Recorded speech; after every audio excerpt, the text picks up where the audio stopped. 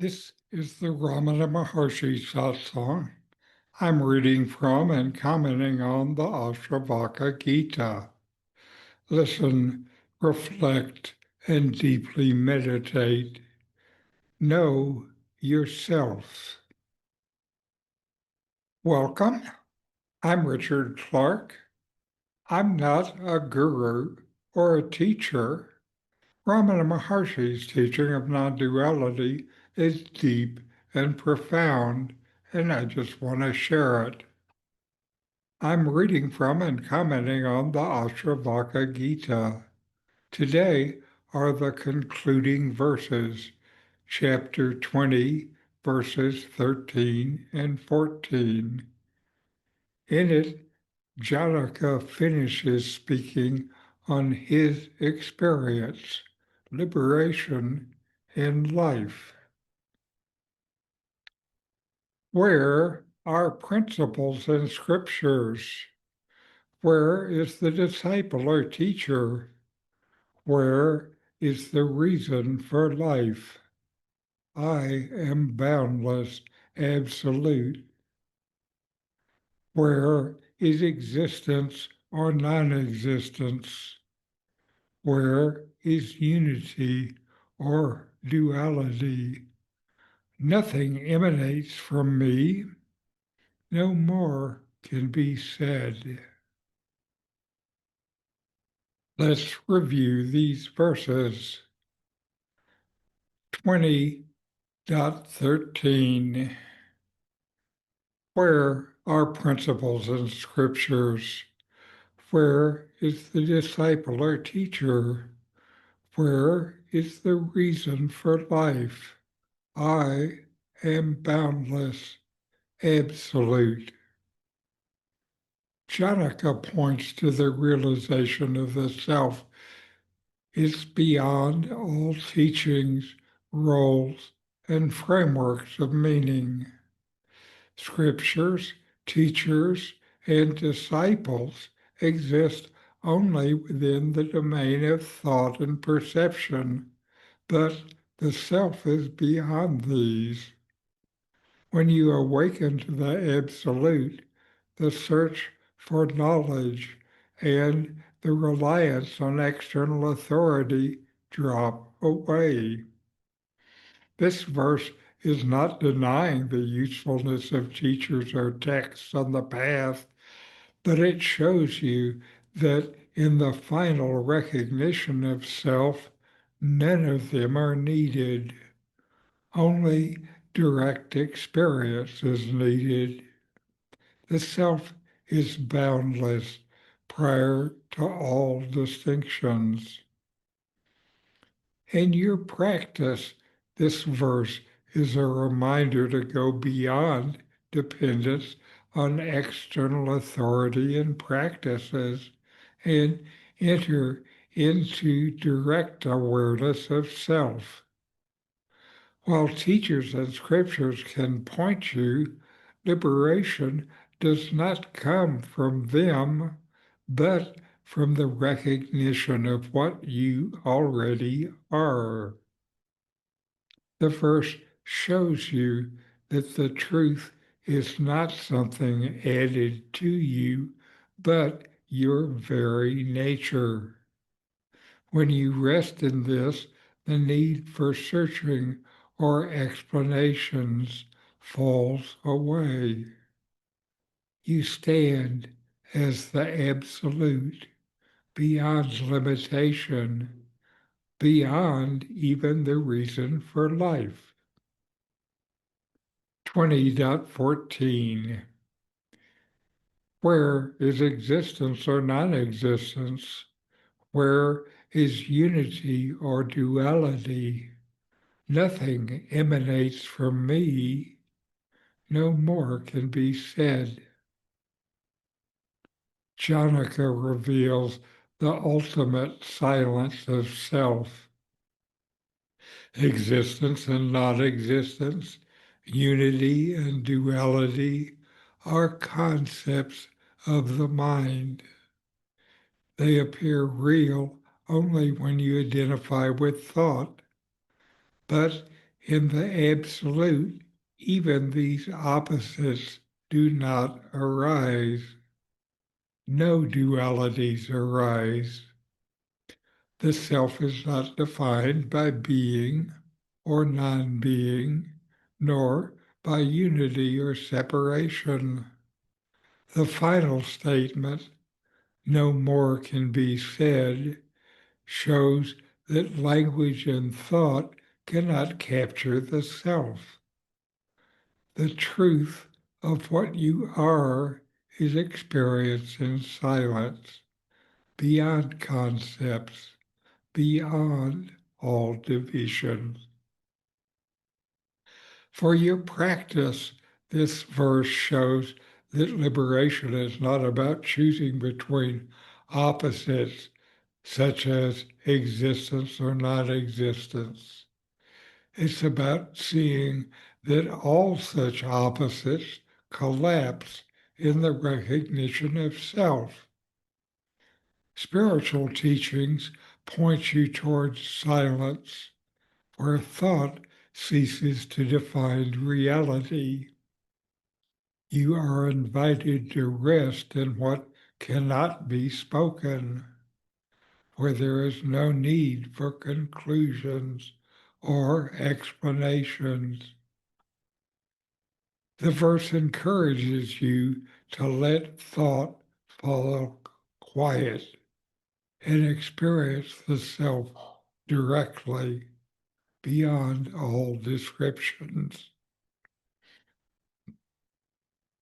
These verses show you that the self is beyond teaching, roles, and even the concepts of existence or non-existence. They invite you into silence where all distinctions collapse and only the boundless absolute remains. Since these verses finish up with the Ashtavakra Gita, I want to talk about what we have learned from it. The Ashtavakra Gita shows you over and over again that your true nature is pure awareness, the self, untouched by the play of body, mind, or world. It reminds you that bondage and liberation are not real events happening to you, but ideas that appear in the mind. When you turn attention back to the one who sees, you discover that you have always been free. You have learned that detachment does not mean pushing life away, but resting as the witness in which all experiences appear and disappear. You have learned that desire, fear, and sorrow belong to the mind, not to the self. The Gita insists that nothing truly binds you except the mistaken identification with the non-self. Most of all, you have seen that the highest truth cannot be captured by words. Scriptures, teachers, practices, and even exalted states of meditation ultimately dissolve in silence. The Gita is a relentless mirror, always pointing you back to your own awareness, always saying, you are that.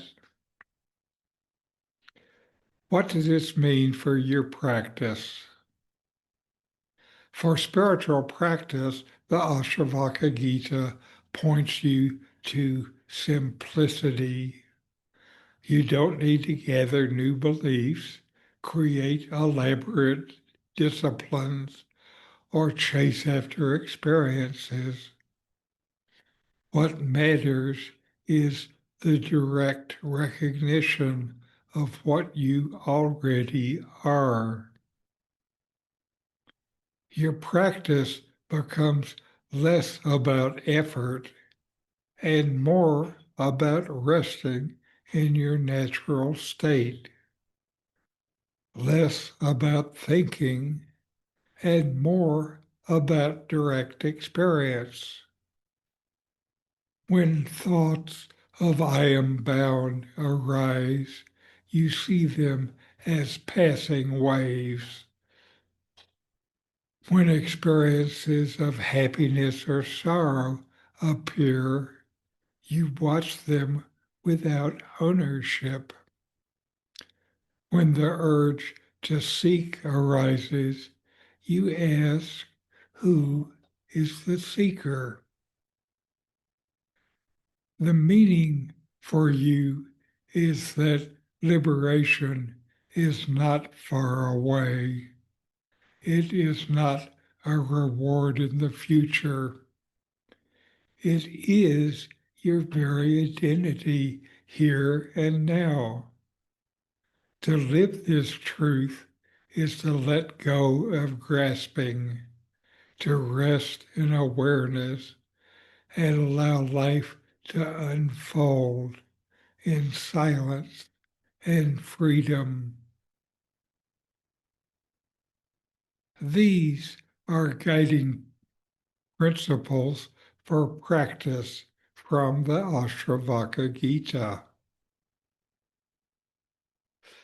You are the self, not the body or mind. Freedom is your nature. Be the witness, not the participant. Detach without rejection. Silence is higher than words. Do not seek. Rest and see the illusion of opposites. Living the teaching. When you wake in the morning, remember, I am awareness. When joy arises, see, this comes and goes. I remain. When pain arises, notice, this too is witnessed. I am untouched. When silence arises, rest in it. Here is my natural state. The Ashtavakra Gita does not ask you to become anything. It asks you to see what you are. In living this, daily life becomes lighter, freer, and more spacious because you no longer carry the weight of mistaken identity.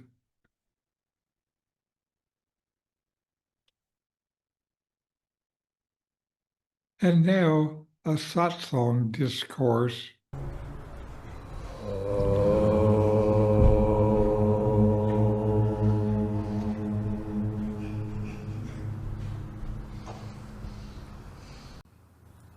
Self-realization is the innate state of the self.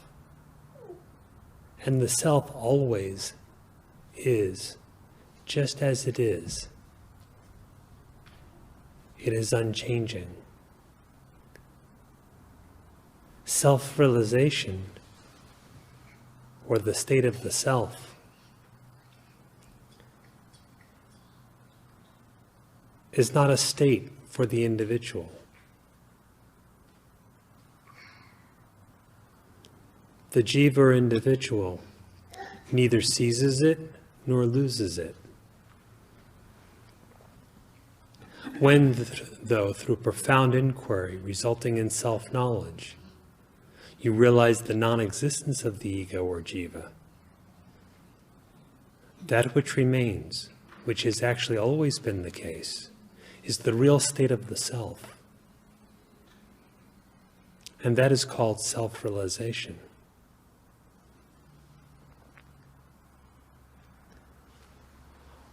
What you are can never be defined, and therefore never confined, by any state of the mind, and of course by any state of the body or senses. What you are, pure being consciousness,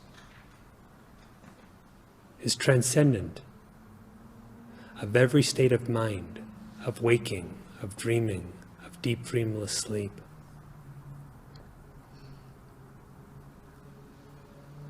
Though you alone appear as consciousness, as all these states, this very consciousness, your true self, can never be said to be in these states. Whatever appears to you in any state of mind cannot be you, and you are free of all that. Therefore, in your inquiry to know the self, abandon the misidentification with anything, be it a thought or a group of thoughts, or a whole herd of thoughts. Abandon the misidentification with anything that appears within any state of mind.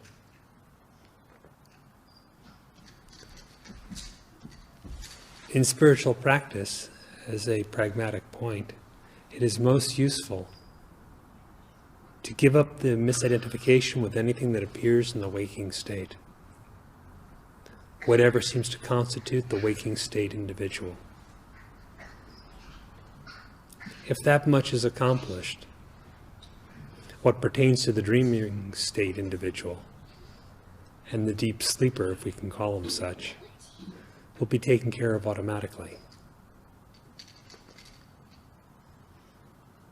Whether it be the body or the senses, or any attribute of the mind, any way of thinking that appears in the waking state, abandon the misidentification with all of that. And know yourself to be the consciousness, formless, unconditioned, that stands ever transcendent.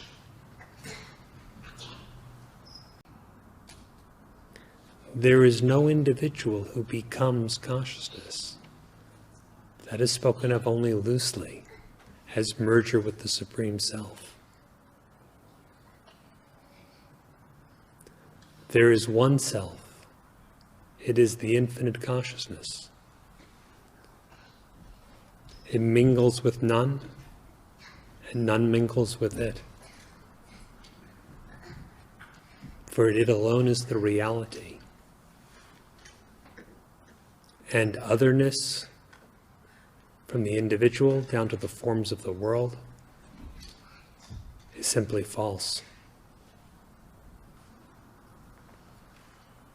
So inquire in such a manner that your identity is established in knowledge as this unformed, unborn, indestructible being, consciousness, bliss. Do not so much seek a state, any kind of mental state, in which the individual can rest, for all states are changeful and unreal. How could you rest in that? Moreover, you are not the individual or ego. There can be no rest in the unreal, and the real is already at rest. Dive within and know it for yourself. By Nome, you exist notice you exist and you know you exist. Now inquire.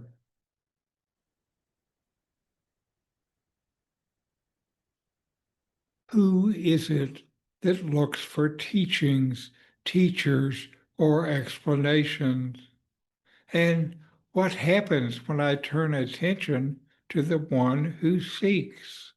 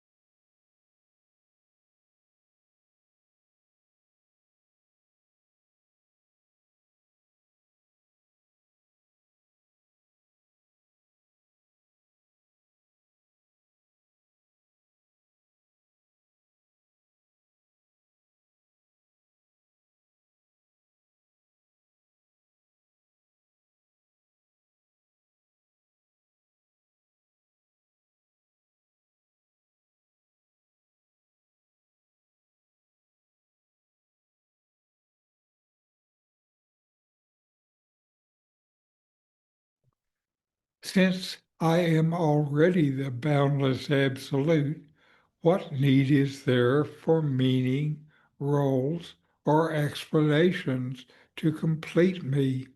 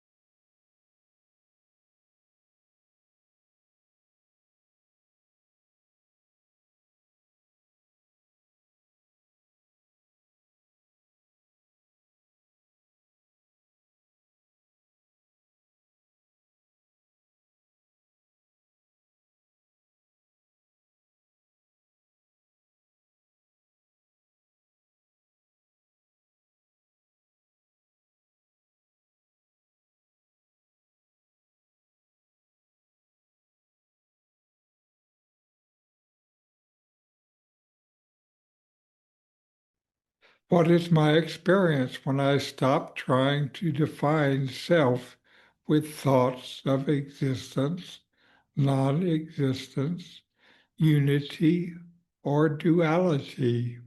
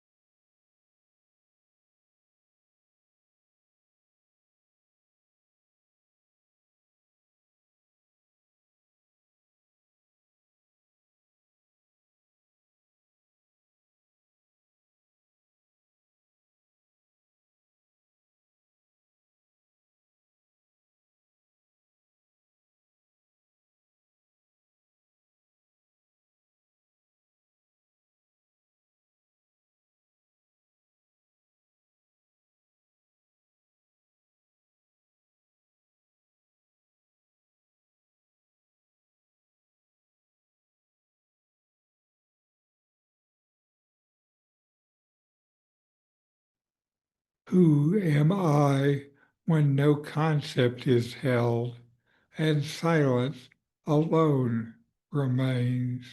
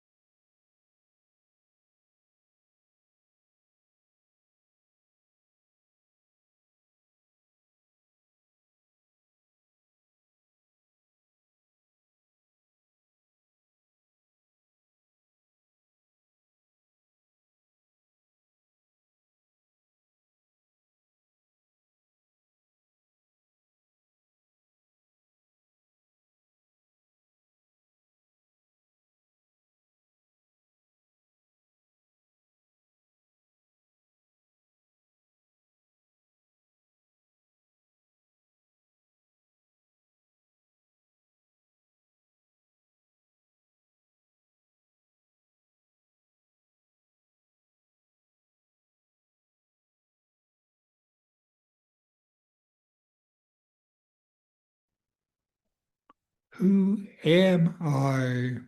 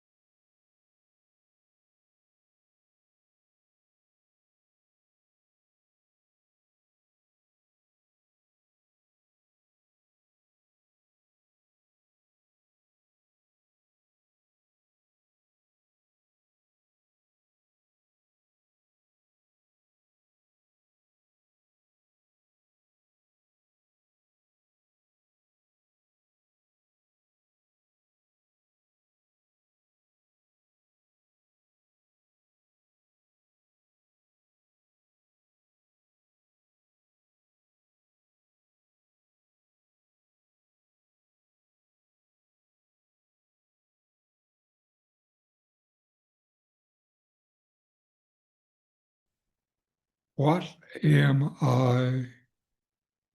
What is the nature of my existence? What exists?